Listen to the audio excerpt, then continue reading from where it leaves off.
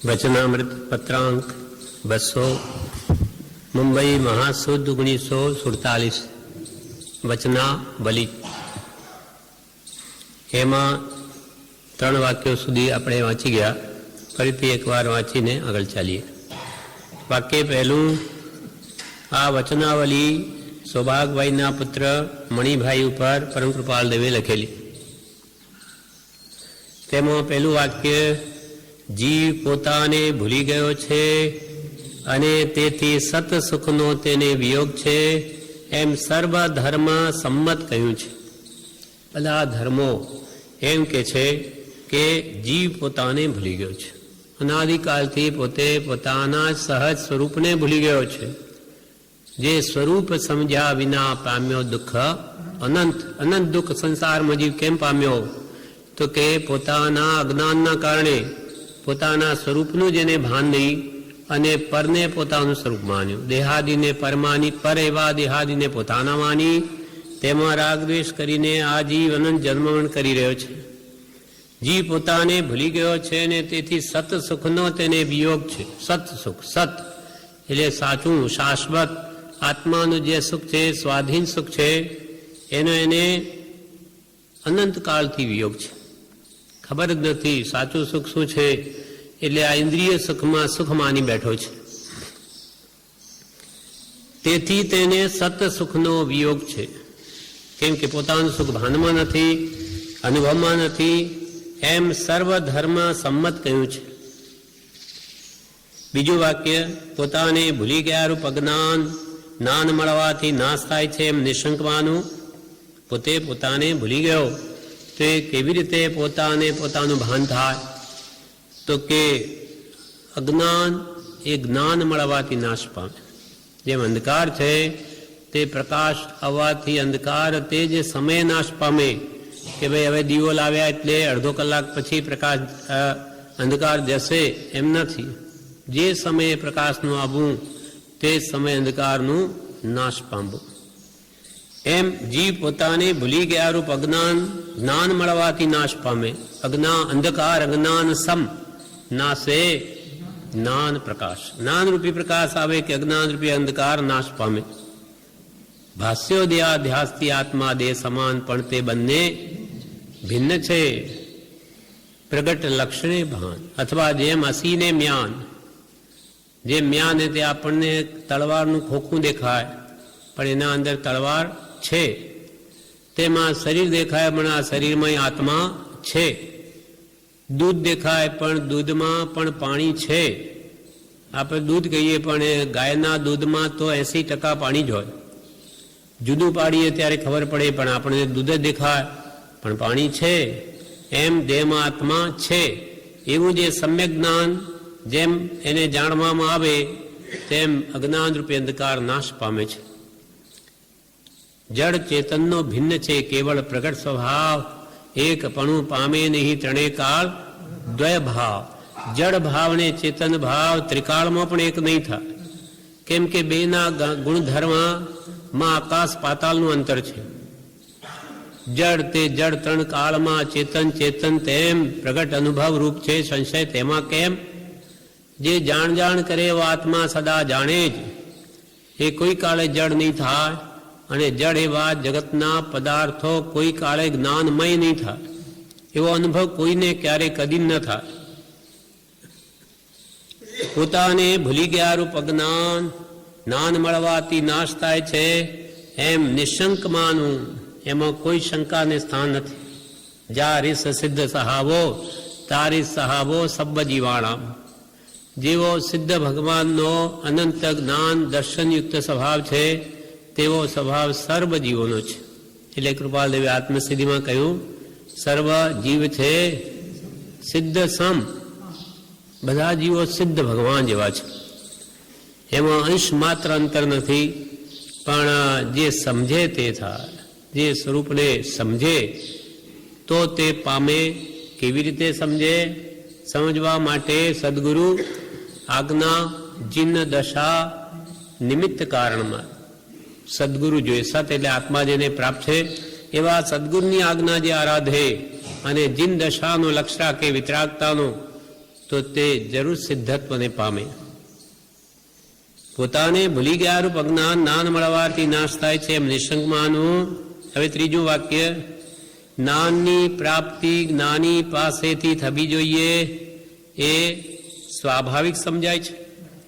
હવે જ્ઞાન કોની પાસેથી લેવું અજ્ઞાન કાઢવા માટે? તો કે જ્ઞાન તો જ્ઞાની પાસેથી મળે, હીરો ઝવેરીને ત્યાંથી મળે. તેમ આત્મજ્ઞાન જેને પ્રગટ છે એ જ આપણે આત્મા સંબંધીનું જ્ઞાન આપી શકે. એટલે જ્ઞાનની પ્રાપ્તિ જ્ઞાની પાસેથી થવી જોઈએ એ સ્વાભાવિક સમજાય છે. કોઈને પણ વાત સમજાય ભાઈ જ્ઞાન મેળવવું હોય તો, વિદ્યા મેળવી હોય તો શિક્ષા ગુરુ જોઈએ, ગુરુ જ્ઞાન આપે, ભલે લૌકિક વિદ્યા હોય. તેમ પારમાર્થિક વિદ્યા અથવા આત્મજ્ઞાન મેળવવું હોય તો આત્મજ્ઞાની પુરુષ પાસે જ જવું જોઈએ. જ્ઞાનની પ્રાપ્તિ જ્ઞાની પાસેથી થવી જોઈએ. માર્ગને પામેલો માર્ગને પમાડશે એ સ્વાભાવિક સમજાય છે. છતાં જીવ લોક લજ્જાદી કારણોથી અજ્ઞાનીનો આશ્રય છોડતો નથી. એ જ અનંતાનંદમની કષાયનું મૂળ છે. જ્ઞાની પુરુષ મળી ગયા તો પણ પોતાના જે ગુરુ છે, કુલગુરુ અથવા જે પોતે માનતો આવ્યો એને છોડે નહીં. ભલે એ અજ્ઞાની હોય, ભલે કૃપાલ કે શાસ્ત્રોના નામ પણ ન જાણતા હોય, પણ એ આપણા ગુરુ એટલે આપણા ગુરુને ન છોડા. એવી જો મત પક્ષનો જો આગ્રહ હોય તો એ સતને પામી ન શકે. એટલે એને મતાર્થી કહ્યો. એને સત નથી જોઈતું, એને મત જોઈએ છે. એટલે મતાર્થી તે આત્માર્થી ન કહેવાય. આત્માર્થી જો હોય એ તો આત્મજ્ઞાનીને જ ગુરુ માને. આત્મજ્ઞાન ત્યાં મુનિપણું તે સાચા ગુરુ હોય. બાકી કુલગુરુ કલ્પના આત્માર્થી નહીં જોઈએ. આત્માર્થી પોતાના કુલના ભલે ગમે તેવા વિદ્વાન હોય પણ એ જ્ઞાન પામેલા ન હોય તો એને ગુરુ ન માને. એટલે છતાં જીવ લોક લજ્જાદી કારણોથી અજ્ઞાનીનો આશ્રય છોડતો નથી. પ્રત્યેક સદગુરુ પ્રાપ્તિમાં, પ્રત્યેક સદગુરુ યોગમાં વર્તે દ્રષ્ટિ વિમુખ, અસદગુરુને ધડ કરે નિજ માનાર્થે મુખ્ય. જ્ઞાનની મળી ગયા હોય તો પણ પોતાના કુગુરુને છોડે નહીં તો પછી એ અનંતાનંદની કષાયના ભાંગામાં છે. પહેલી ચોકડી અનંત સંસાર વધારે, હજુ અનંત સંસાર રજડે એ ચોકડીમાં એ જીવ આવે. અનંતાનંદની કષાય, પ્રત્યાખ્યાની કષાય, પ્રત્યાખ્યાની કષાય, સંજોલન કષાય. પણ જે જ્ઞાની મળવા છતાં ખબર પડે કે આ જ્ઞાની પુરુષ છે, છતાં પણ પોતાના ગુરુનો આશ્રય ન છોડે તો એ જો એને અનંતકાળ રજડવાનું જ છે. એટલે કૃપાલ કહે છે છતાં જ્ઞાનની પ્રાપ્તિ જ્ઞાની પાસેથી થવી જોઈએ એ સ્વાભાવિક સમજાય છે. છતાં જીવ લોક લજ્જાદી, લોકો શું કહે છે, આપણો ધર્મ છોડીને જુઓ આ તો બીજો માનતા થઈ ગયા. આપણો બાપ દાદાઓનો જે વૈષ્ણવ ધર્મ આ છોડીને જૈન માર્ગમાં પેસી ગયા. ધર્મ છોડી દો પોતાનો. છતાં જીવ લોકલજ્જાદી કારણોથી અજ્ઞાનીનો આશ્રય છોડતો નથી. એ જ અનંત આનંદની કષાયનું મૂળ છે. અહીંયા સુધી આપણે વાંચી ગયેલા. હવે આજે વાક્ય ચોથું. જ્ઞાનની પ્રાપ્તિ જેણે ઈચ્છવી તેણે જ્ઞાનીની ઈચ્છાએ વર્તવું. એમ જિનાગમાદી સર્વશાસ્ત્ર કહે છે. પોતાની ઈચ્છાએ પ્રવર્તતા અનાદિ કાળથી રખડ્યો. પહેલી વાત તો એમ આવી કે જીવ પોતાને ભૂલી ગયો. પછી બીજા વાક્યમાં એમ આવ્યું કે ભૂલી ગયો વાત સાચી તો એ અજ્ઞાન છે. એ જ્ઞાન મળવાથી નાશ પામે તો એ જ્ઞાન કોનાથી મેળવવું? ત્યારે ત્રીજા વાક્યમાં એમ કહ્યું કે જ્ઞાન તો જ્ઞાની પાસેથી મેળવવું જોઈએ. હવે ચોથા વાક્યમાં એમ કે છે જ્ઞાનની પ્રાપ્તિ જ્ઞાની પાસેથી મેળવવી. તો એ કેવી રીતે મળે? તો કે જ્ઞાની મળ્યા પછી એની ઈચ્છાએ વર્તવું. અર્થાત જ્ઞાની કહે તેમ કરવું, આજ્ઞાએ વર્તવું. ખાલી મળી ગયાથી કંઈ આ પુસ્તકની જેમ નથી તમને આપી દે. આખી અંતરંગ આત્મશુદ્ધિ કરવી પડે. જેમ વૈદ્ય પાસે દવા લેવી હોય, રોગ બહુ જૂનો હોય તો પહેલાં એ શુદ્ધિ કરાવે, જુલાબ આપીને પેટ સાફ કરે, લંઘન કરાવે, પછી એ પોતાની દવા આપે. તેમ અહીંયા જ્ઞાનની પ્રાપ્તિ જેણે ઈચ્છવી તેણે જ્ઞાનીની ઈચ્છાએ વર્તવું. જ્ઞાની જે કહે તેમ કરવું, એની આજ્ઞાએ વર્તવું.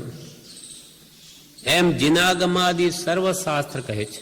જીનાગમ ભગવાને જે મહાવીર ભગવાને જે આચારાંગ, પહેલું આચારાંગ, બીજું સુઈગળાંગ, ત્રીજું ઠાણાંગ, ચોથું સમવાયાંગ, પાંચમું ભગવતી સૂત્ર વગેરે જે ભગવંતે આખી દ્વાદશાંગી ઉપદેશી, તેમાં પણ એ જ કહ્યું છે કે જ્ઞાનની પ્રાપ્તિ તો જ્ઞાની પાસેથી થવી જોઈએ અને જ્ઞાનીની ઈચ્છાએ વર્તવું, એની આજ્ઞાએ. એ વાત કૃપાલદેવ 194 પત્રમાં કે છે, સુઈગળાંગ સૂત્રની શાખ આપીને કૃપાલદેવ લખે છે, સુઈગળાંગ સૂત્રમાં ઋષભદેવજી ભગવાને જ્યાં 98 પુત્રોને ઉપદેશ્યા છે, મોક્ષ માર્ગે ચઢાવ્યા છે, ત્યાં એ જ ઉપદેશ કર્યો છે. સુઈગળાંગ સૂત્ર ભગવાન મહાવીરે ઉપદેશ્યું તે બીજું સૂત્ર. આ પહેલું આચારાંગ, બીજું સુઈગળાંગ.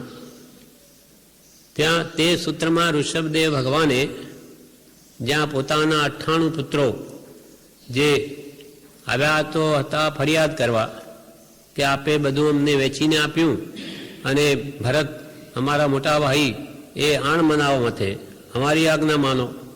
આપે એમને રાજ્ય આપ્યું, અમને આપ્યું, અમે અમારા મરીએ, એમને શું કામ અમારીએ, અમને એમ કે તમે બધા મારી આજ્ઞા માનો.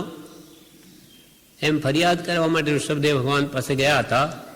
અને ઋષભદેવ ભગવાને તો આખું સાચા સુખનો ઉપાય બીજો જ બતાવ્યો કે આ બધી સંસારની મોહમાયા છોડો, આ ભૌતિક રાજ્ય તો અનંતવાર મળ્યું, હવે આત્મિક રાજ્ય મેળવો, મોક્ષ સુખ મેળવો કે જેથી પછી કોઈ કાળે તમને દુઃખ આવે જ નહીં. એવી રીતે ઉપદેશ આપ્યો કે 98 પુત્રો ત્યાં દીક્ષા લઈ લીધી ભગવાન પાસે. એ જ ભાવ અહીંયા કે છે, સુઈગળાંગમાં ઋષભદેવજી ભગવાને જ્યાં 98 પુત્રોને ઉપદેશ્યા છે, મોક્ષ માર્ગે ચઢાવ્યા છે, ત્યાં એ જ ઉપદેશ કર્યો છે. શું ઉપદેશ કર્યો છે તે કહે છે કે હે આયુષ્ય મનો, આ જીવે સર્વે કર્યું છે, એક આ વિના. તે શું? તો કે નિશ્ચય કહીએ છીએ કે સત્પુરુષનો કહેલું વચન, તેનો ઉપદેશ તે સાંભળ્યા નથી, અથવા રૂડે પ્રકારે કરી તે ઉઠાવ્યા નથી. નાની પુરુષનો ઉપદેશ ભાવ સહિત, ભાવ ભક્તિ સહિત કાં તો સાંભળ્યો નથી, અને સાંભળ્યો હોય તો એને રૂડે પ્રકારે ઉઠાવ્યો નથી. એટલે ભગવાને કહ્યું તે પ્રમાણે વર્ત્યો નથી. અને એને જ અમે મુનિઓનું સામાયિક એટલે આત્મ સ્વરૂપની પ્રાપ્તિ કહી છે. એટલે જે ભગવાનના વચનોને શ્રદ્ધાપૂર્વક શ્રવણ કરી તે પ્રમાણે જે જીવ વર્તે તે જીવ જ્ઞાની પુરુષના રૂડા પ્રકારે વચનોને ઉઠાવે તો એને સાચો સંભાવ આવે,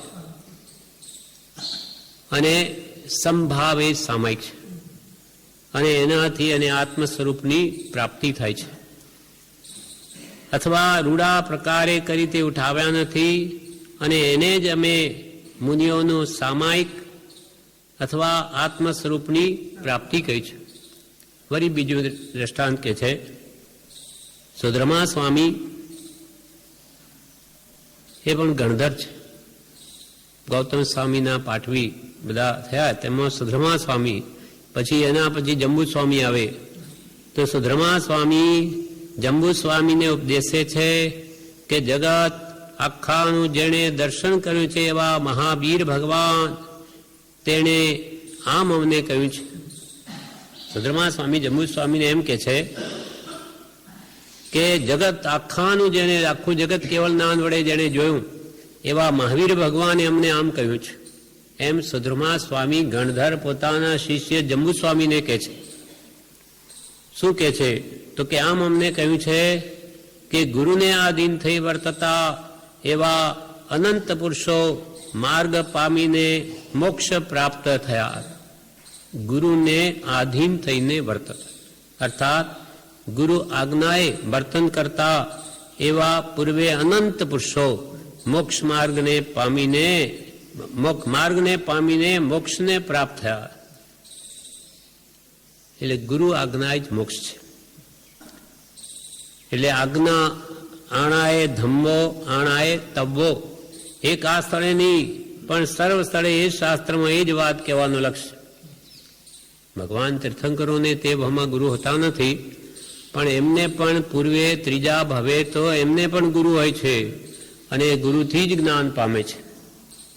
ગુરુ બિન જ્ઞાન ન ઉપજે, ગુરુ બિન મિલે ન ભેદ, ગુરુ બિન સંશય ના મીટે.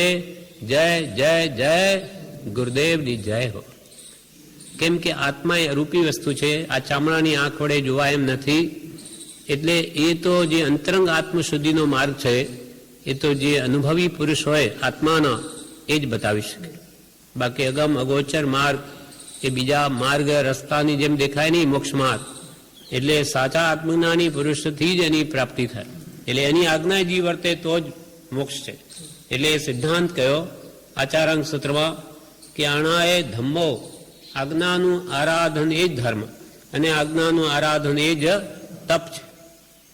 આણાએ ધમ્મો આણાએ તબવો, આજ્ઞાનું આરાધન એ જ ધર્મ અને આજ્ઞાનું આરાધન એ જ તપ છે. સર્વ સ્થળે એ જ મોટા પુરુષોને કહેવાનું લક્ષ્ય કે ગુરુ આજ્ઞાએ વર્તો. પણ એ લક્ષ જીવને સમજાયો નથી. તેના કારણમાં સર્વથી પ્રધાન કારણ સ્વચ્છંદ છે. હું જાણું છું, મને ખબર છે, એને આડું આવે છે. તેથી એ સ્વચ્છંદ છોડતો નથી અને ગુરુ આજ્ઞાએ વર્તતો નથી. અને રોકે જીવ સ્વચ્છંદ તો પામે અવશ્ય મોક્ષ. પામ્યા એમાં અનંત છે એ ભાખ્યું. કોણે ભાખ્યું? જીનેશ્વર ભગવાને કેવળનાંતિ જોઈને આ ભાખ્યું કે જે પોતાનું ડાપણ મૂકી દઈ આ વિષયમાં પરમાર્થ માર્ગમાં અને જ્ઞાની કહે તેમ કરશે તે જરૂર જ્ઞાની જેવો જ થશે, જરૂર મોક્ષને પામશે. એટલે અહીંયા કહ્યું વચનાવલી ચોથીમાં કે જ્ઞાનની પ્રાપ્તિ જેણે ઈચ્છવી તેણે જ્ઞાનીની ઈચ્છાએ વર્તવું. એમ જીના ગમ આદિ સર્વશાસ્ત્ર કહે છે પોતાની ઈચ્છાએ પ્રવર્તતા અનાદિકાળથી રખડ્યો. અનાદિકાળથી રખડ્યો એટલે કૃપાલદેવે લખ્યું કે અનંત કાળથી જીવ નિજ છંદે ચાલી પરિશ્રમ કરે તો પણ પોતે પોતાથી જ્ઞાન પામે નહીં. જ્યારે જ્ઞાની પુરુષની આજ્ઞાનો આરાધક અંતર મુહૂર્તમાં પણ કેવળ જ્ઞાન પામે. કેટલું બધું અંતર! આપણી સ્થિતિ આજે અહીંયા આપણે બેઠા છીએ તો અનંતકાળથી કે આ ભાવમાં જ પ્રયત્ન કર્યો એવું નથી. અનંતકાળથી અનંત પ્રયત્ન કર્યા છે મોક્ષ પ્રાપ્ત કે મેળવવા માટે, પ્રાપ્તિ કરવા માટે, છતાં થયો નહીં. નિચ્છંદે ઉપાય શોધે ક્યાંથી મળે? અથવા જે માર્ગદર્શક છે કુગુરુ છે એને માર્ગનું ભાન નથી, માર્ગને પામેલો નથી, તો આપણને માર્ગ શું બતાવે? આંધળો આંધળાને માર્ગ બતાવે, એ પોતે માર્ગ દેખતો નથી, બીજાને શું બતાવે? એટલે એ બુડે ખાડામાં પડે આપણને પાડે. એટલે કાં તો સત્પુરુષ જોઈએ, કાં પોતે જ્ઞાની જોઈએ, અને પોતાનું જ્ઞાન ગુરુ વગર થાય નહીં. માટે જ્ઞાનીને ઘેર ઇજારો છે, જ્ઞાની વગર જ્ઞાન મળે નહીં. માટે જ્ઞાનની પ્રાપ્તિ જેણે ઈચ્છવી તેને જ્ઞાની ઈચ્છાએ વર્તવું. એમ જીના ગમાદી સર્વશાસ્ત્ર કહે છે પોતાની ઈચ્છાએ પ્રવર્તતા અનાદિકાળથી રખડ્યો. હવે પણ જો રખડવું ન હોય તો જ્ઞાની કે તારો સ્વચ્છંદ રોક, મતના આગ્રહો મૂકી દે. રોકે જીવ સ્વચ્છંદ તો પામે અવશ્ય મોક્ષ, અથવા સ્વચ્છંદ મત આગ્રહ તજી વર્તે સદગુરુ લક્ષ તો શું પામે? સ્વચ્છંદ મત આગ્રહ તજી વર્તે સદગુરુ લક્ષ સમકિત તેને ભાખ્યું. કારણ ગણી પ્રત્યક્ષ. પોતાનું સ્વચ્છંદ એટલે સ્વ એટલે પોતાનું, છંદ એટલે ઈચ્છાઓ, પોતાની ઈચ્છાએ પ્રવર્તવાનું એ મૂકી દે. સ્વચ્છને મતનો આગ્રહ મૂકી દે. મતનો આગ્રહ એટલે અમે જે માનીએ એ સાચું. અમે દિગંબર છીએ કે સત્તામર કે સ્થાનકવાસી, અમે જે માનીએ છીએ એ સત્ય છે, બીજા માનીએ બધું ખોટું. આ તો શું થયો? એને મતનો આગ્રહ થયો, સતનો આગ્રહ નથી. સતનો આગ્રહ વાળો તો જે સત્ય હોય તે મારું, મારું તે સાચું નહીં, સાચું તે મારું. પણ જે મતમાં જન્મ્યો હોય અથવા બાપ દાદાઓથી ચાલતો આવતો હોય, બસ અમારું તો એ જ ધર્મ. એ ભલે ગમે સાચો ખોટો એ જોવાનું નહીં, તો એ કદી સતને પામી ન શકે. એટલે પોતાના આગ્રહો પ્રત્યે મધ્યસ્થ થઈ જઈ સત્ય શું છે એ જાણવા જે પ્રયત્ન કરે તે જરૂર સતને પામે.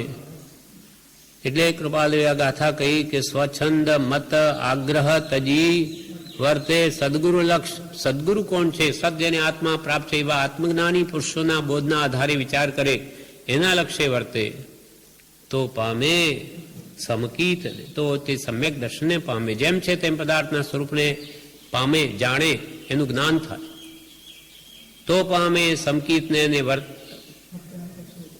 તે પામે સમકીતને વર્તે અંતર શોધ. અંતરાત્માની શોધમાં એ લાગી જાય કે ઓહો આ શું છે, આ એક જે આત્મા છે નિત્ય છે, ક્યાં છે આત્મા? તો એની ખોજમાં નીકળે, વિચારણા કરે તો એને જરૂર પ્રાપ્તિ સમજાય. વિચાર કરે તો સમજાય, નહીં તો કાંઈ નહીં સમજાય. જ્ઞાનની પ્રાપ્તિ જેણે ઈચ્છવી તેણે જ્ઞાનીની ઈચ્છાએ પ્રવર્તવું. એમ જીનાગમાદિ સર્વશાસ્ત્ર કહે છે પોતાની ઈચ્છાએ પ્રવર્તતા અનાદિકાળથી રખડ્યો. હવે અનાદિકાળથી રખડ્યો એ રખડપટ્ટી જો મૂકી દેવી, બંધ કરવી હોય તો શું કરવું? નાનીની આજ્ઞાએ જ વર્તું. એક તો આ વાત આવી. હવે આગળ એમ કે છે 5મી કલમમાં કે જ્યાં સુધી પ્રત્યક્ષ જ્ઞાનીની ઈચ્છાએ એટલે આજ્ઞાએ નહીં વર્તા ત્યાં સુધી અજ્ઞાનની નિવૃત્તિ થવી સંભવતી નથી. નાની કહે તેમ નહીં વર્તશો તો તમારું અજ્ઞાન કોઈ કાળે જાય નહીં, કોઈ કાળે નહીં જાય. લાખ પ્રયત્ન સ્વચ્છંદે કરીશું તો એ માર્ગ મળશે નહીં. જ્યાં સુધી પ્રત્યક્ષ જ્ઞાનીની ઈચ્છાએ, અહીંયા પ્રત્યક્ષ શબ્દ આવ્યો, પ્રત્યક્ષ જ્ઞાનીની ઈચ્છા એટલે આપણને શું વિચાર આવશે કે ભાઈ હવે તો પ્રત્યક્ષ જ્ઞાની જોઈશે. આપણે પ્રત્યક્ષ એટલે દેહધારી એમ માનીએ, પ્રત્યક્ષ એટલે દેહધારી સત્પુરુષ જોઈએ. તો એ ક્યાં શોધવા જઈશું આપણે? પ્રત્યક્ષની બલિહારી છે, એમાં બે મત નથી, પણ જ્યાં પ્રત્યક્ષ જ્ઞાની પુરુષનો યોગ નથી ત્યાં શું કરવું? તો ગમે તે વ્યક્તિને પ્રત્યક્ષ માનીને એની આજ્ઞામાં રહેવાય નહીં કે ભાઈ આ પાઠ ખાલી છે એટલે એને બેસાડો, ગમે તે પાઠવી તો જોઈએ, એવું સતમાર્ગમાં ન હોય. જેમ કે અહીંયા આશ્રમમાં કૃપાળુદેવે પ્રભુશ્રીને માર્ગ સોંપ્યો, એમની યોગ્યતા જોઈને જ્ઞાન પ્રાપ્તિ થયા પછી સોંપણી કરી છે. પ્રભુશ્રીજીએ 11 વર્ષ બ્રહ્મચારીને ઘડ્યા પછી એમની સેવામાં રહ્યા, એકદમ 100 ટંચનું સોનું બન્યા પછી માર્ગ સોંપ્યો છે. બ્રહ્મચારીએ કોઈને નહીં સોંપ્યો, કેમ કે એવો યોગ્ય પુરુષ કોઈ આજ 51 વર્ષ થઈ ગયા એમના ગયા પછી તો એ કોઈ દેખાતો નથી. જે યોગ્યતાઓ જે મહાપુરુષોને જોયા છે એવો એક પણ વ્યક્તિ નથી. એટલી વિતરાગતા તો એ મોક્ષનો માર્ગ ભગવાન મહાવીરનો ગમે તેને ન સોંપાય, કેમ કે જે માર્ગની શુદ્ધિ પરમ કૃપાળુદેવે કરી ભગવાન મહાવીરના માર્ગની, અને મૂળ માર્ગ આપણને ઉપદેશ્યો પ્રભુશ્રીજીએ એને જ આગળ ધપાવ્યો. બ્રહ્મચારીએ પણ એ જ પોતે ગુરુ બન્યા નથી, કૃપાળદેવને જ ગુરુ સ્થાને રાખીને પ્રભુશ્રી કે અમે ગુરુ થતા નથી, અમે ગુરુ બતાવી દઈએ છીએ, અમારા ગુરુ એ જ તમારા ગુરુ. એવી રીતે બ્રહ્મચારીએ પણ એ જ કર્યું છે. કોઈ દિવસ એ ગુરુ બન્યા નથી. ભલે કે ઉપકારનો ઉપકાર પુરુષે ઓળવવો નહીં, પણ ગુરુ ભાવ ગૌણ ન કરવો. સતીને એક જ પતિ હોય તેમ ગુરુ એક જ પરમ કૃપાળુદેવ, એ પણ દ્રષ્ટિ ત્યાં રાખી છે. પણ કોઈ કે પ્રત્યક્ષ હવે શું કરવું? તો એ વાતને બ્રહ્મચારી સમજાવે છે કે જ્યાં પ્રત્યક્ષ આત્મજ્ઞાની ગુરુ ન હોય તો પછી એની વિતરાગ મુદ્રાને પ્રત્યક્ષ માનવી અને એના વચનોને પણ પ્રત્યક્ષ તુલ્ય માનીને આપણે આરાધના કરીએ તો પ્રત્યક્ષ જેટલો જ લાભ થાય. અને પ્રત્યક્ષ હાજર હોય તે આપણને ઘણો ઉપદેશ આપતા હોય, પણ એ કેમ ન કરીએ તો એ પ્રત્યક્ષ શું કરે? એ કંઈ આપણને ગમે તેમ સમજાવી ન શકે. મારે તમારું કયું કરવું જ નથી તો જ્ઞાની શું કરે? હાજર હોય તો. અને આજે એમના વચનો જેમ છે તેમ આપણી પાસે છે, એટલે એ પ્રમાણે આપણે વાંચી વિચારીને વર્તવા માંડીએ તો આજે પણ જ્ઞાન થાય એવું છે. કેમ કે ઉઠાવવાની તો એમની આજ્ઞા જ છે. હવે પ્રત્યક્ષ કૃપાલદેવ આ છે એમ માની, અથવા વિતરાગની પ્રતિમા ભગવાન તીર્થંકરોની છે એ પણ પ્રત્યક્ષ વિનય છે. કેમ કે જ્યારે ભગવાન હતા ત્યારે આપણે કોણ જાણે કઈ યોનિમાં ભટકતા હતા, એકંદ્રિય હતા, વૈન્દ્રિય હતા કે ક્યાં હતા. આજે આપણે મનુષ્ય પામ્યા તો ભગવાનનો યોગ નથી. માટે આ મંદિરની સ્થાપના કરીને એમાં ભગવાને બિરાજમાન કર્યા. આપણે એવી ભાવના કરીએ છીએ, એમ મહાપુરુષો કે એવી ભાવના કરવી મંદિરમાં જતા કે ભગવાન જ્યારે આપ હાજર હતા ત્યારે તો હું ક્યાં ભટકતો કઈ યોનિમાં મને યોગ ન થયો, અને આજે હું મનુષ્ય થયો છું. માટે મારા માટે તો આ મંદિર છે તે સમવસરણ છે, અને એમાં બિરાજમાન આપ મારા સાક્ષાત ભગવાન છો. એમ પ્રત્યક્ષની ભાવના કરીને એમના ગુણોની સ્મૃતિ કરે, એમનું જીવન, એમનું કવન વિચારે, એમનો ઉપદેશ યાદ કરે તો તેટલો જ પ્રત્યક્ષ લાભ થાય. એ વાત અહીંયા કે છે. નાકોડા તીર્થ મહાવત તેરસ 2008 5 બોધામૃત ભાગ 1 પાન 105 એમાં કે છે, મુમુક્ષુ કહે કૃપાળુ દેવે ઠેકાણે ઠેકાણે લખ્યું છે કે પ્રત્યક્ષ સત્પુરુષ હોય તો જ કલ્યાણ થાય. એક મુમુક્ષુ એવો પ્રશ્ન કર્યો કે કૃપાળદેવે ઠેકાણે ઠેકાણે એવું લખ્યું છે કે પ્રત્યક્ષ સત્પુરુષ હોય તો જ કલ્યાણ થાય. હવે કૃપાળુ દેવ તો પરોક્ષ છે, તો કોને સત્પુરુષ પ્રત્યક્ષ સત્પુરુષ માનવા? કૃપાળદેવ તો ચાલ્યા ગયા. હવે પ્રત્યક્ષ સત્પુરુષ કોને માનવા? ત્યારે પૂજ્યશ્રી કહે પ્રત્યક્ષ સત્પુરુષના વચનો છે તે પ્રત્યક્ષ સત્પુરુષ તુલ્ય જાણી વિચારવા તથા આરાધવા તો સંકિત થાય એવું છે. પ્રત્યેક સત્પુરુષના વચનો છે. સ્યાત મુદ્રા એની જ કૃપાલની કેવી, આજે ભગવાન મહાવીરની તો આપણી પાસે નથી, કેવી મુદ્રા હતી, કૃપાલની છે જેવી હતી તેવી, એવો જ આકાર છે. જોકે એ બી શરીરનો આકાર છે, એમાં રહેલો જે શુદ્ધ આત્મા તે ઉપાસનીય છે. એમ પ્રત્યેક સત્પુરુષના વચનો, આજે વચનામૃત કૃપાળુદેવ જે કહ્યું તે જ આપણી ભાષામાં છે. ભગવાન મહાવીરની વાણી તો માગધીમાં હતી, તે આજે આપણે સમજી ન શકીએ, પણ આ તો પ્રત્યક્ષ ભગવાન મહાવીરના અંતિમ શિષ્ય જે ભગવાન પાસે ઉપદેશ સાંભળ્યો તે આપણી ભાષામાં આપ્યો છે. પૂજ્યશ્રી કહે પ્રત્યેક સત્પુરુષના વચનો છે તે પ્રત્યક્ષ સત્પુરુષ તુલ્ય જાણી વિચારવા. આ મને પરમ કૃપાળુ દેવ જ કહી રહ્યા છે.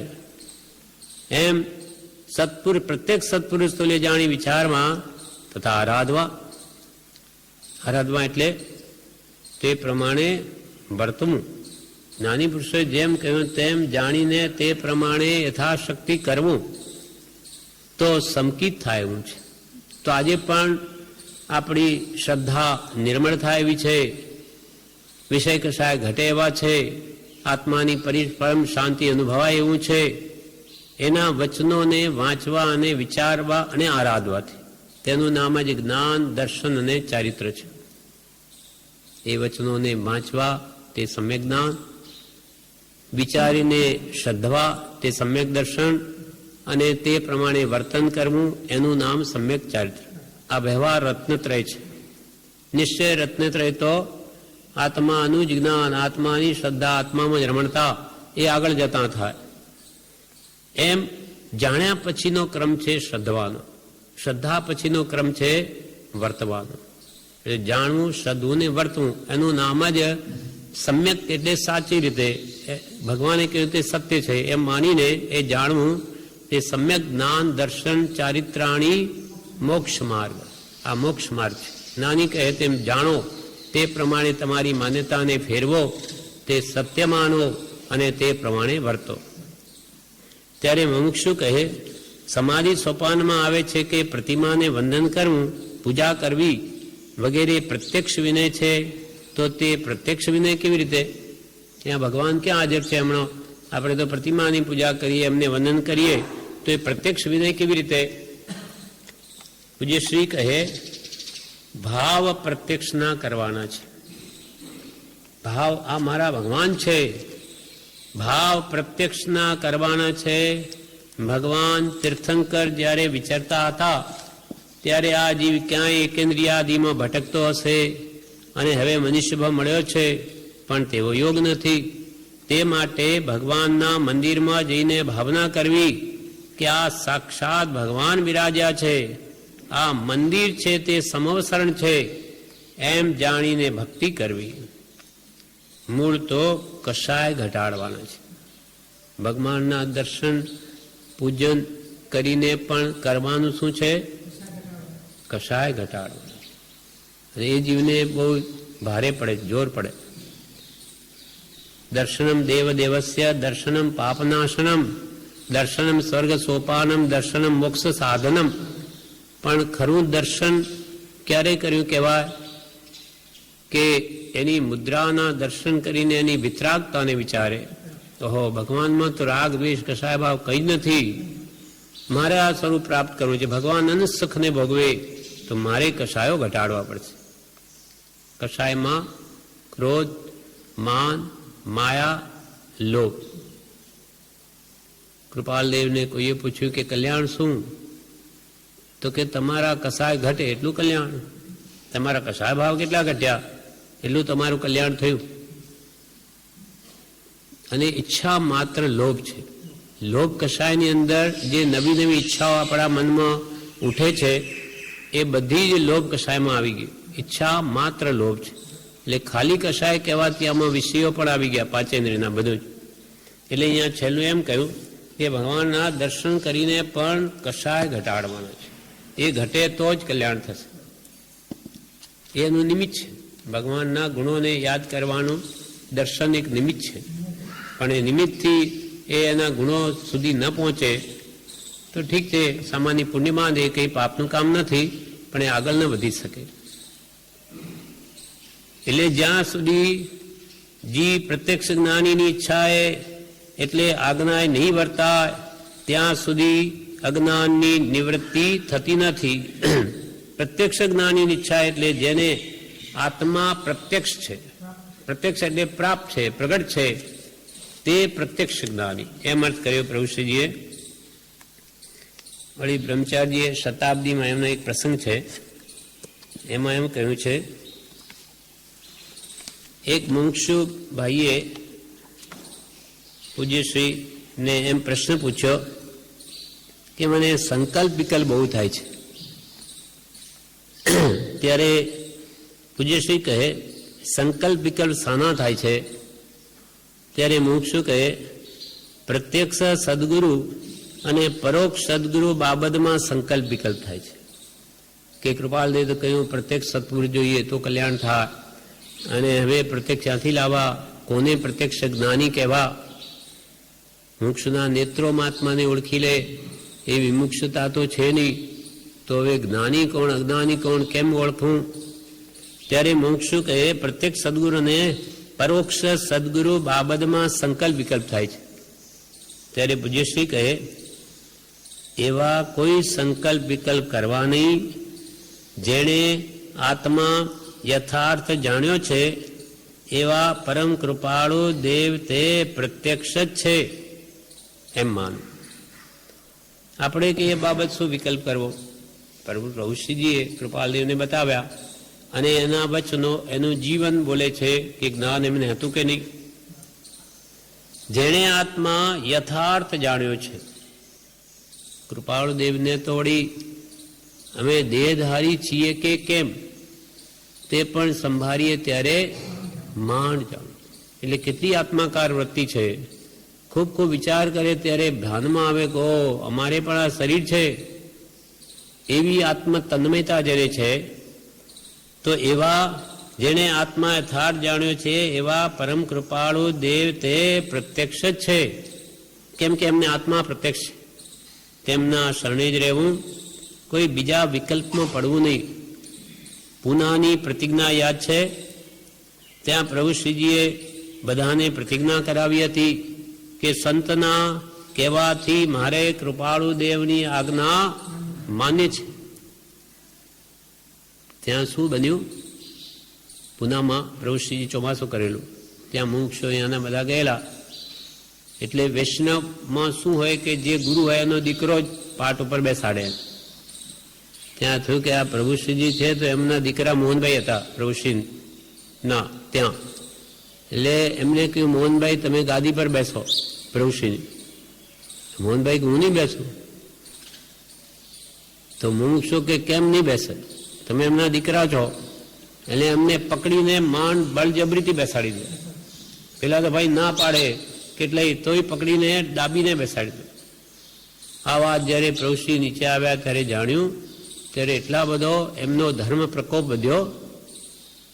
એટલે કે અરે તમે આ શું કર્યું? આ ગાદીએ અમે પણ દર્શન કરીને બેસીએ છીએ, તમે એને, એ તો બિચારો ના પાડે તો એને પકડીને દાબીને બેસાડી દીધો. તમને કોઈને કેમ ખ્યાલ નહીં આવ્યો, કેમ એનું ભાન નહીં આવ્યું? એટલે કે અહીંયા આવી રીતે કંઈ પાઠ ચાલે નહીં, આ વિતરાગનો માર્ગ છે. એટલે પછી કે ઉઠો બધા અને એક એક પરમ કૃપાળને ચિત્રપટ આગળ આવીને કહો કે સંતના કહેવાથી મારે પરમ કૃપાળુ દેવની આજ્ઞા માન્ય છે. એમ બધા ઉઠો કે તમારી ઈચ્છા હોય તો આ કરો. એમ કહીને બધાને એક એકને આ ત્યાં કરાવેલું. એટલે એક પરમ કૃપાળુ દેવ જ અમારા ગુરુ, બીજું બધું ભૂલી જાઓ તમે. એમ કરીને અહીંયા ફરીથી કે છે સંતના કહેવાથી મારે કૃપાલદેવની આજ્ઞા માની છે. એ પૂનામાં પરમ કૃપાળુ દેવે પ્રતિજ્ઞા કરાવેલી તે યાદ છે ને? સંતની આજ્ઞાએ મને એક કૃપાળુ દેવ જ માન્ય છે, બીજો કોઈ નહીં. મારા માટે આ જ પ્રત્યક્ષ જે કંઈ હોય તો. કેમ કે આપણી યોગ્યતા નથી, એટલે ગમે તેને આપણે ગુરુ માની લઈએ તો એ મોટું જોખમ છે. ગુરુ જો આ સદગુરુને ગુરુ માની લીધા તો આ ભાવની હજારો ભાવ બગડે, પાછો જન્મ કરતો થઈ જાય. એટલે મોટા મોટી ભૂલ અજ્ઞાન અનંતકાળથી આ જ થયું છે. બે કારણને લઈને રજડ્યો, કાં તો ગુરુ આશ્રય રજડ્યો, કાં સ્વચ્છંદે રજડ્યો. માટે અહીંયા કે છે સંતની આજ્ઞાએ મને એક કૃપાળુ દેવ જ માન્ય છે, બીજો કોઈ નહીં. એમ પ્રભુશ્રીએ કીધેલું. આપણે પ્રત્યક્ષની ક્યાં શોધ કરવાની છે? કે તમને આ શાના વિકલ્પ થાય છે? આપણે ક્યાં પ્રત્યક્ષની શોધ કરવાની છે? આપણે પ્રત્યક્ષની ક્યાં શોધ કરવાની છે? પ્રભુશ્રીજીએ બહુ શોધ કરી, કૃપાળુ દેવને આખરે શોધી કાઢ્યા અને તે જ આપણને માન્ય કરવા કહ્યું.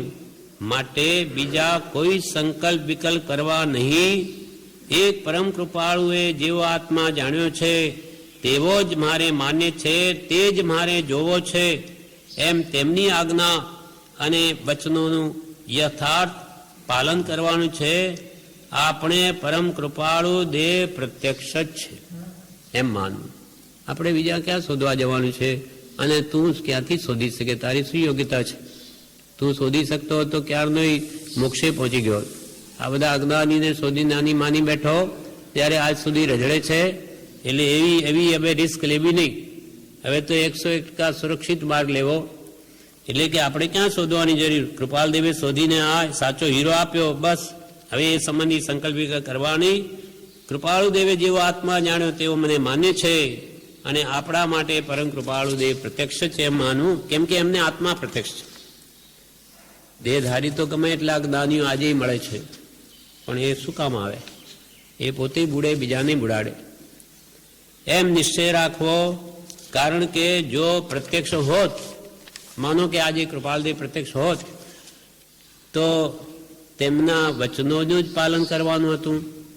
કૃપાલદેવ હાજર હોય તો પણ એ જે કહે તે પ્રમાણે એમની આજ્ઞાનું પાલન કરવાથી જ આપણું કલ્યાણ થવાનું છે. હાજર હોય તોય તેમના હાજર હોય તો તેમના વચનોનું જ પાલન કરવાનું હતું, બીજું શું? માટે તેમના જે વચનો મળ્યા છે તેનો લક્ષ્ય રાખી પ્રવર્તવું. અને તે પુરુષે કહેલા વચનો કોઈ બીજો કહેતો હોય તો સાંભળવા, માન્ય કરવા યોગ્ય છે, પણ બીજા કોઈ વિકલ્પ કરવા નહીં. કૃપાલદેવ પ્રત્યે કોઈ શ્રદ્ધા દ્રઢ કરાવતું હોય, જેમ પ્રભુશ્રી કે બ્રહ્મચારી દેવા, તો એમની વાત સાંભળવી, પણ આવા ગુરુ ભાવનો કોઈ વિકલ્પ કરવો નહીં. બધા સંકલ્પ વિકલ્પો મૂકી દઈ એક પરમ કૃપાળુ સદગુરુને શરણે જ વર્તવા યોગી છે.